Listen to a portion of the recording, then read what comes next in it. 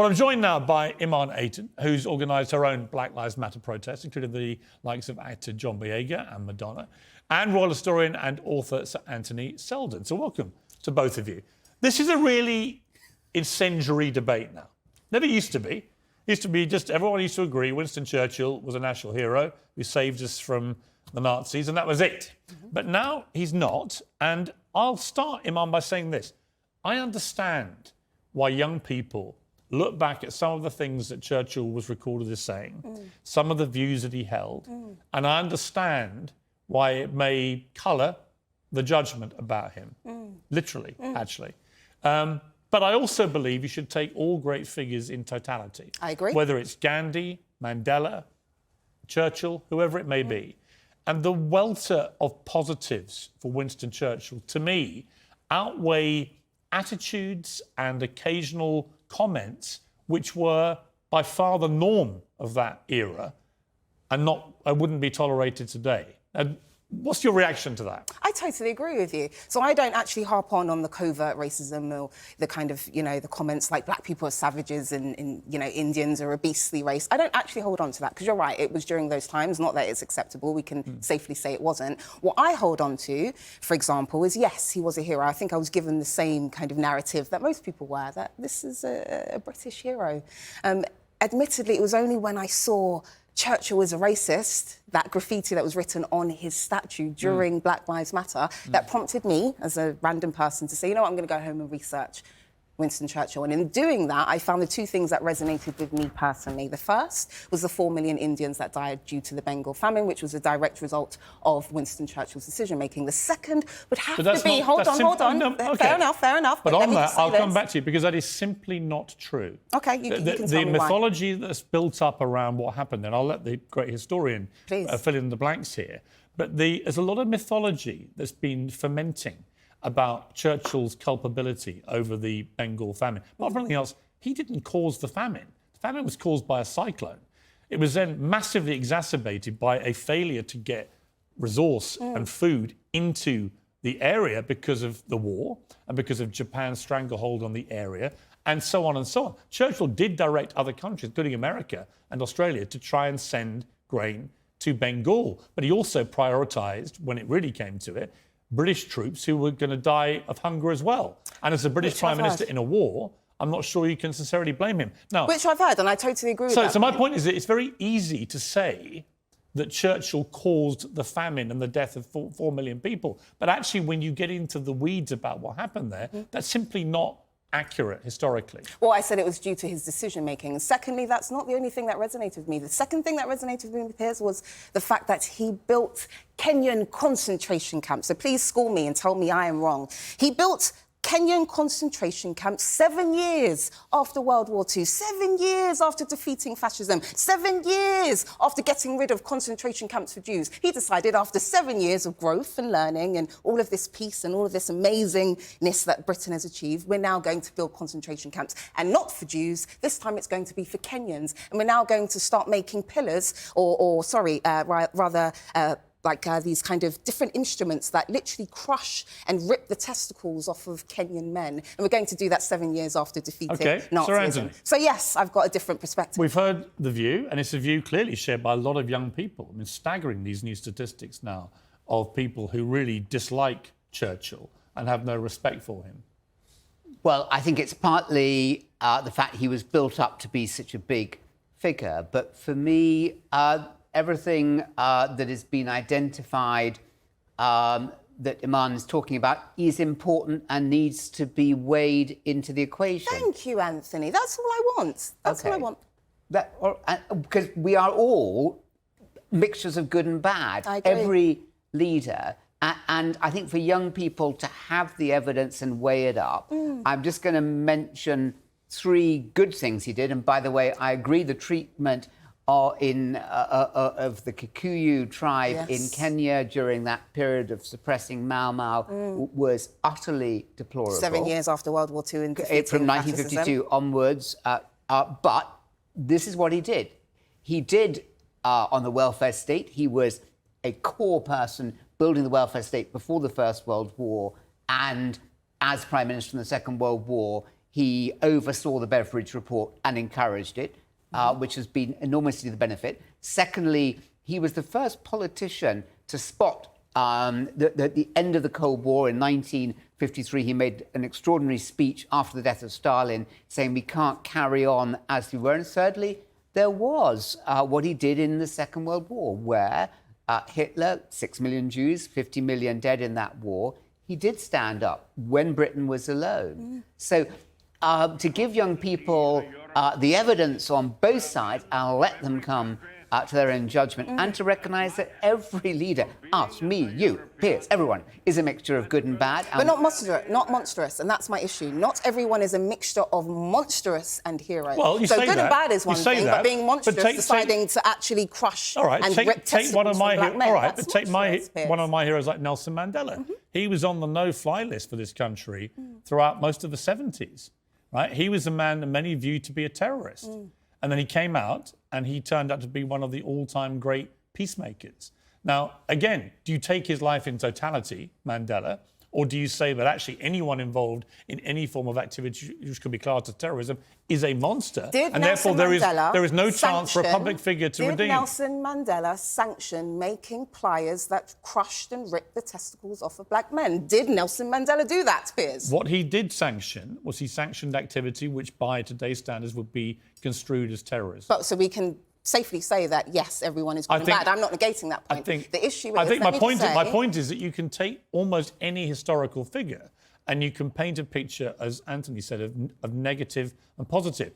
To me, what Churchill achieved in World War II overrides everything else. But why, though? So why does that supersede the fact that he caused thousands, tens of thousands of black deaths, and potentially, again, it's arguable, but potentially his decision-making led to the deaths of millions of Indians? So what you're saying... But that's not true. But what we can say categorically is what I said about the Kenyan concentration camps. So if you think that the Kenyan concentration camps wasn't monstrous, then what you're doing is you're negating the thoughts and feelings and experiences of everyone else. I don't actually negate anything that Churchill did on the negative side. I think a lot of the things he said were certainly racially tinged at best. But what about the things that he did? What about the pliers that I've just told you? We're not defending that at all, right? So, and that's the point. We need to balance the argument. I agree with Anthony. But my point is, argument I agree, but where on your balanced argument does the pendulum swing to saving the world from the Nazis? I agree. No, see, this is the thing. I'm not the extremist. I don't throw the baby out with the bathwater. Maybe you're used to those types of guests here. I'm not that type of person. I believe in balance. So I actually agree with you. I think he did incredible things. Okay. But I think it's also important to acknowledge that he also did really monstrous things. And we should present both arguments and allow people to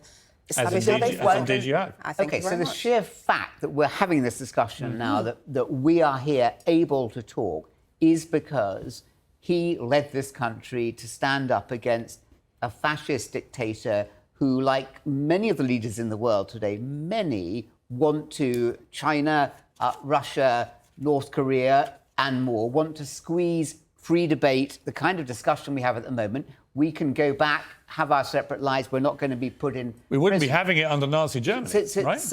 I agree with you. I'm not disputing your point or Anthony's. So give them the facts. And I think that perhaps it was inevitable. There was so much adulation of Churchill. There's now a steep... I mean, that's a really extraordinary figure. 80% of young people have a negative picture. I think that maybe in 5 years' time it will rebalance. I think myself will disagree, Imarn, on this, that I think that it will be overwhelmingly positive about Churchill while not ignoring the downside. And I think if people can learn about humanity then, that people's flaws, including what he did or what he sanctioned as Prime Minister in the 1950s in Kenya, weigh all that, then that's real education. That's what history is about. I mean, there are proper arguments to be had about the carpet bombing of Dresden in World War II, which many people think was completely unacceptable. Churchill would argue, if he was here, he's not, but if he was, he would argue it was a necessary evil to facilitate the hastening of the ending of the war. Now, a lot of people don't agree with that historically. But if you're a wartime leader, you've got to make horrendous decisions. I totally agree with you.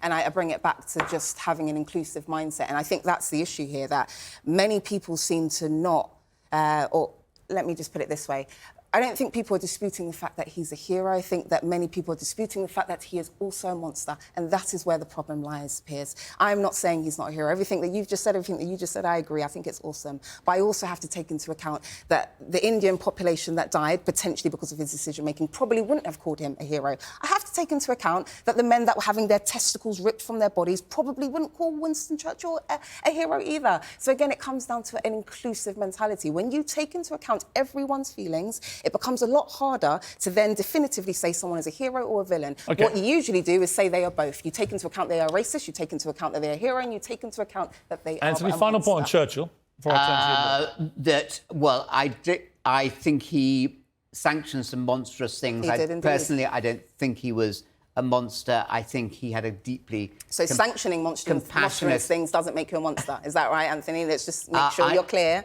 If you do monstrous things, you're not a monster. Is that correct? I think that... Is that correct? Well, let me ask you a difficult question. Do you think the unleashing of 2 nuclear weapons in World War II at Hiroshima and Nagasaki, was that justified or was that monstrous? I think those types of things are monstrous. Okay. Anything that kills anyone else is a monstrous Okay, act. so you're calling the American president that did that a monster. Anyone that kills anyone else is a monstrous act, whether you want to see it like that or not. But that brought to an end a war that would have killed many, many, many more people. But it still doesn't negate the fact that it was monstrous to the people that died. And that's what I'm trying to say, Sure. that you're now putting your feelings and white people's feelings and Jewish feelings and British feelings above everyone else that had a negative interaction No, it's not about white people. You shouldn't... See, I think you let yourself down when you say that. No, it is. White people, British people, Jewish people, the people that I typically, this is where I'm coming from, the people that I typically find defend Winston Churchill.